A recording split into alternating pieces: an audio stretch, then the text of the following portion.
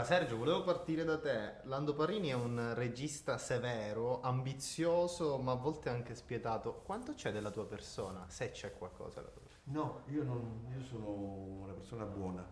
persona. Qualcosina. No, no. Sì, sì, no, Oggettivamente sono. detto No, no, no, così. no, no, no. Ma io ritengo che soltanto le persone miti, gli attori miti, possono recitare dei personaggi spietati e non farne uno stereotipo. Proprio perché possono in qualche modo nascondere. Sai, un personaggio è come il cavallo di Troia. L'attore ci si infila dentro, no? Non lo vedi, no? E con la scusa del personaggio dice le cose. Probabilmente attraverso Landi Parrini io dico a certi attori, a certi personaggi del film, quello che penso di loro, che non direi nella vita. Giovanni, invece, quanto è stato difficile bilanciare l'elemento comico con l'elemento romantico, cioè mantenere un certo equilibrio? Ma diciamo che è quello che si dovrebbe fare nella commedia.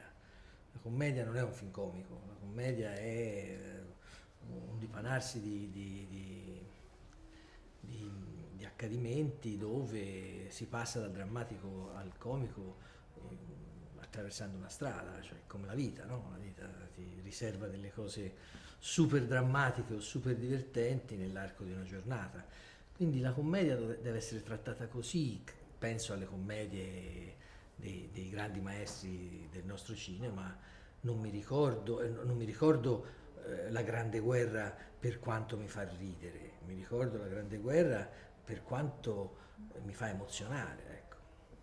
Pilar, è interessante il tuo doppio ruolo, cioè come ci hai lavorato su questo doppio personaggio? Insomma, immagino anche tante ore di trucco. Tante ore di trucco, c'è stato un bel lavoro dietro di costruzione, ci siamo diciamo concentrati nel cercare un personaggio maschile che potesse essere appunto molto misterioso, molto ambiguo, non totalmente stereotipato, nel senso cercare di trovare appunto quella chiave che potesse essere indecifrabile, serviva un po' alla storia e poi comunque diciamo che entrambi, cioè sia nella versione di Vittoria e la versione di Otto, comunque sono due personaggi che in qualche modo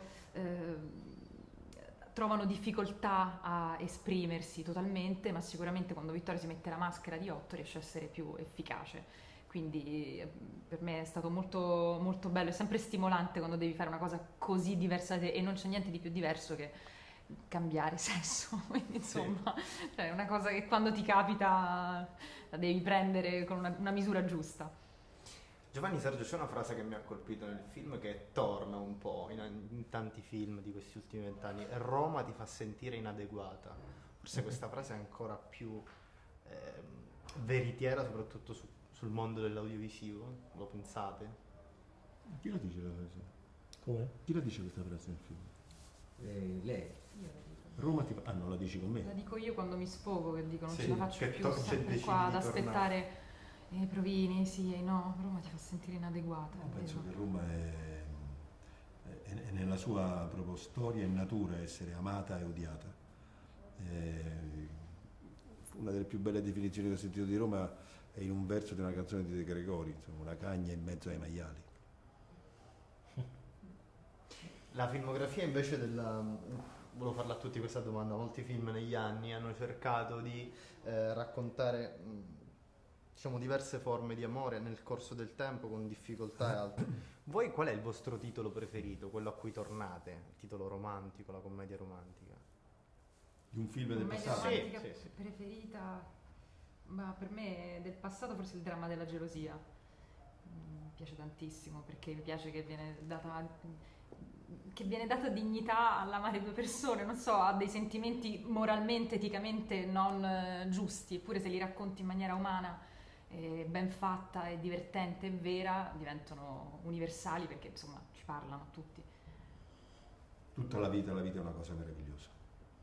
La sua semplicità, la sua parabola così al confine quasi con una banalità esistenziale. Il bene, il male, la felicità, l'infelicità.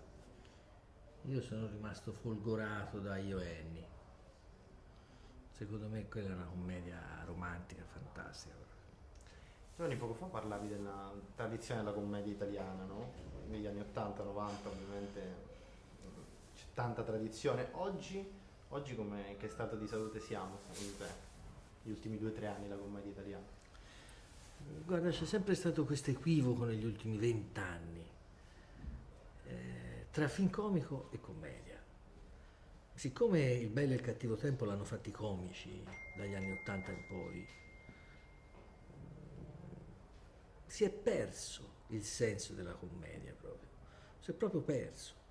Se te guardi La vita difficile, non è un film comico, eppure è fatto da sordi. La grande guerra, come ti dicevo prima.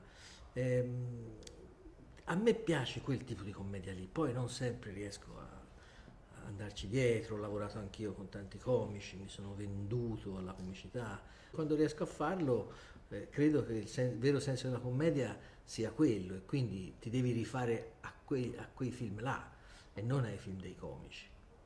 Grazie mille. Perché è pur vero, posso dire? Certo. Perché è pur vero, come dice Giovanni, che una volta i film cosiddetti comici in commedia li facevano signori che si chiamavano Cary Grant, James Stewart, che poi facevano anche i drammi con Hitchcock, cioè era l'attore interprete della commedia, non era il comico interprete della commedia. Cosa interessante. Grazie. Prego. Grazie a te.